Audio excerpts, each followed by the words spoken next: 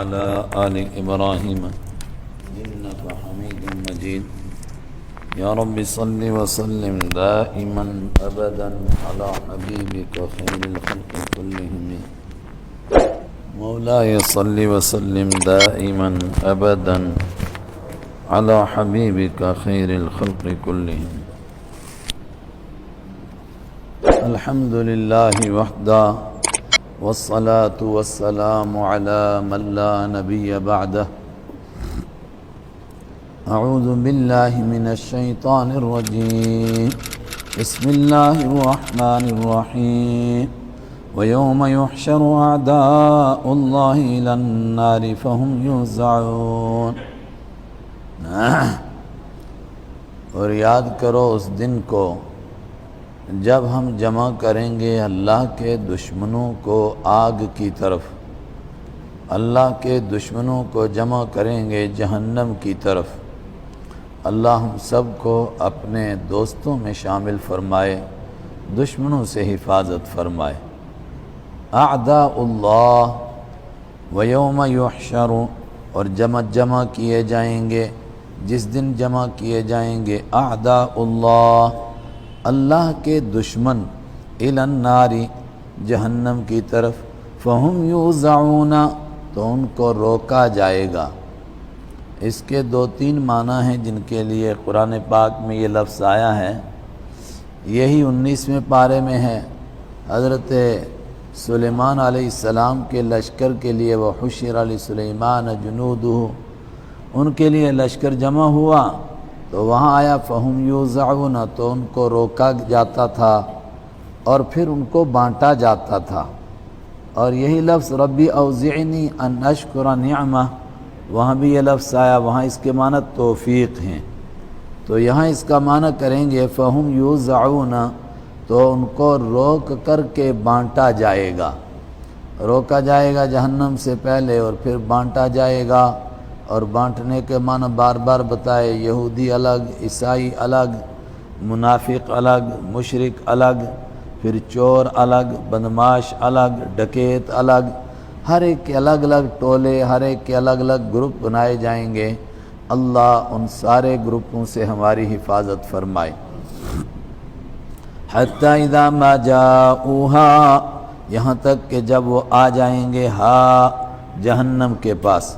شہد علیہم سمعہم، تو گواہی دیں گے علیہم ان کے خلاف، سمعہم ان کے کان بھی، وابصارہم اور ان کی آنکھیں بھی، وجلودہم اور ان کی کھال بھی، ان کی چمڑیاں بھی، بما کانوا یعملون، ان کاموں کی گواہی دیں گے جو وہ کیا کرتے تھے.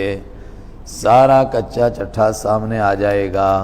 کتنا مشکل وقت ہے یہ جب انسان کے نامہ اعمال، اس کی زندگی کا ریکارڈ اس کے سامنے آ جائے. اور یہ عام لوگوں کے لیے بھی بڑا مشکل ہے، لیکن ایسے لوگ جن کو دنیا میں بڑا سمجھا جاتا تھا، جن کے پیچھے نمازیں پڑھی جاتی تھیں، جن کی باتوں کو سنا جاتا تھا، ان کے لیے یہ زیادہ مشکل ہے کہ لوگ تو ان کو نیک سمجھے تھے، لیکن اچانک جو ریکارڈ کھلا تو وہ کچھ اور قسم کا کھل گیا. اور وہ ریکارڈ ہی خالی نہیں ہے، ریکارڈ کھلتا پھر بھی کوئی مسئلہ تھا. وہ زمین بھی بولنے لگی جہاں انسان نے کھڑے ہو کر گناہ کیے تھے.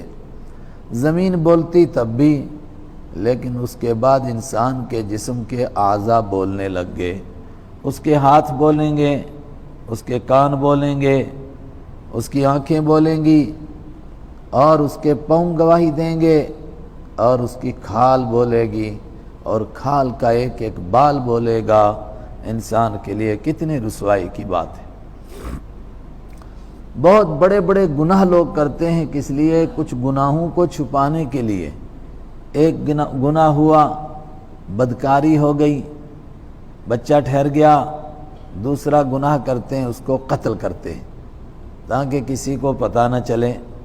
پھر قتل ہو گیا، معاملہ سامنے آ گیا، پھر اس کو چھپانے کے لیے لاکھوں جھوٹ بولتے ہیں. کیا کیا گناہ انسان کرتا ہے دنیا میں، صرف اس لیے کہ لوگوں سے بچ جاؤں، رسوائی سے بچ جاؤں. یہاں تو ساری کائنات موجود ہے، ماں باپ بھی ہیں، استاذ بھی، شاگرد بھی، سب کے سب اکٹھے ہیں اور سب کے سامنے راز کھل جائیں گے۔ اللہ اس وقت کی رسوائی سے ہم کو بچائے۔ ابراہیم علیہ السلام اس دن سے گھبرائے، رب لا تخزنی یوم یبعثون، اے خدا جس دن لوگ دوبارہ زندہ ہوں گے اس دن مجھ کو رسوا ہونے سے بچانا۔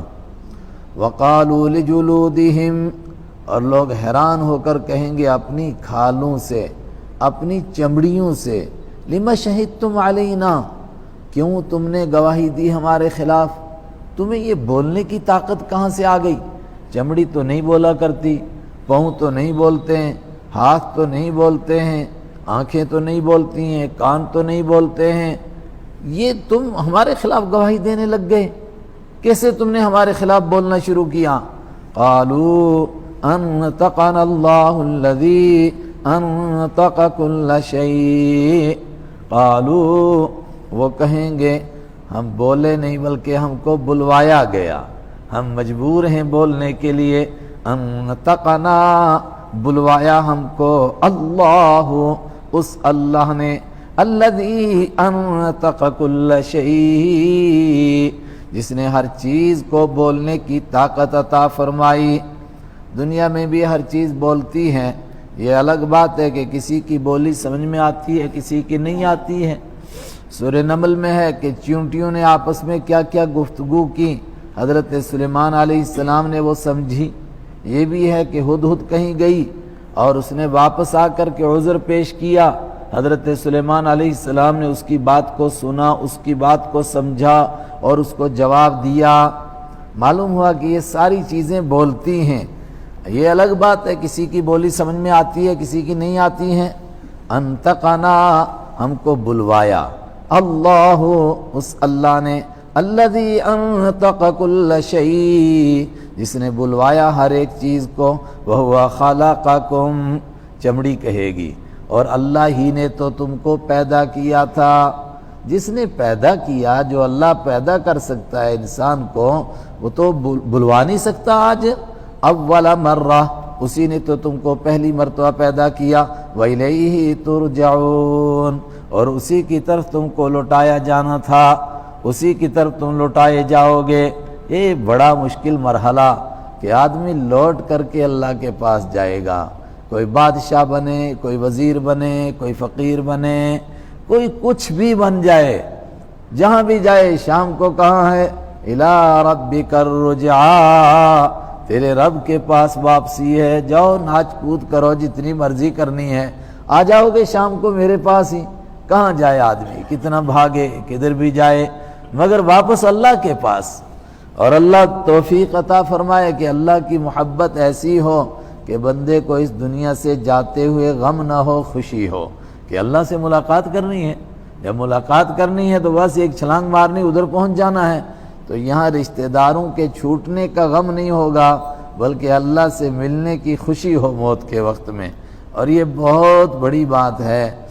حضرت بلال رضی اللہ تعالیٰ عنہ کی انگلی پر پھوڑا نکلا تھا، کسی نے کہا بڑا بدبخت پھوڑا ہے، یہ تو جس کو نکلا بس وہ فوراً مر ہی گیا، طاعون کا پھوڑا ہے۔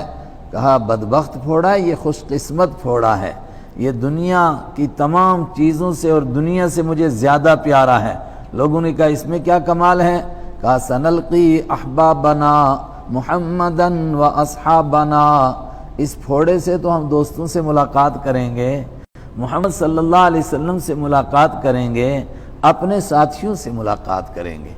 اور جو قبر کی وہ حدیث ہے نا، تو اس میں ہم تو کہتے ہیں عام طور پر جی پوچھا جائے گا تیرا خدا کون ہے، تیرا دین کون ہے، تیرا نبی کون ہے، مگر حدیث میں ایسے نہیں ہے۔ حدیث میں پوچھا جائے گا مر ربک، تیرا رب کون ہے، دوسرا سوال ما دینک، تیرا دین کون ہے، تیسرا سوال حضرت رسول اکرم صلی اللہ علیہ وسلم کی زیارت کرائی جاتی ہے۔